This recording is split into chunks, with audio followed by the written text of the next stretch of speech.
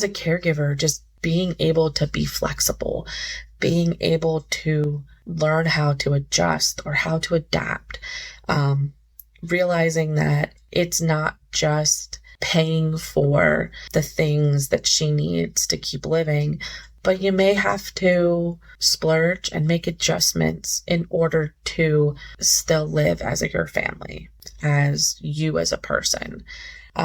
Those are things that I decided when I agreed to be a caregiver that I wasn't willing to give up. I wasn't willing to give up on being there for my kids and going to the sports games and, just being present in their everyday life. And for me, it's been a blessing. It's worked.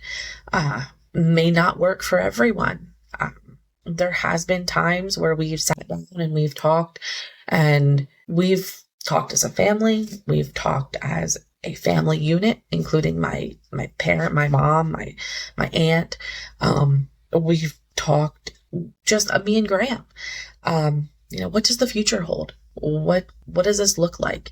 What does this new diagnosis look like? What does it mean? Okay, you've had aspiration pneumonia. Now we need to train everyone on how to use a life pack and how to, you're choking on things. You've had a stroke and your mobility is not very good anymore. There's been so many times where being able to communicate as a family, talk about things that she's struggling with, talk about how we still let her pay her own bills, but someone has to sit with her. Make sure that it gets written out correctly. Make sure that it gets, put in the right envelope and the checkbook gets balanced. She's still capable of writing. There's no reason that she can't have a part in that. Now, granted, we've signed up for a lot of auto pays to limit the amount of bills that come in, but I don't want to take all of them away. It's something that she prides herself in. She still opens her mail. She still pays her bills. It's giving her a sense of purpose.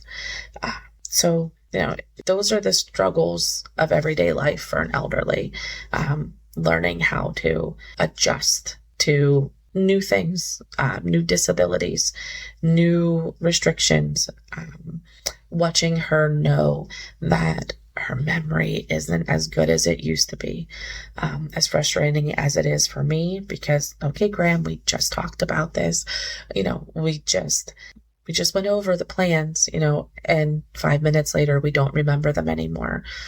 As frustrating as I get with that, it's frustrating to her, because as soon as I say, oh, that's right, we have a game at 4:30 at home, she'll say, oh, I knew that.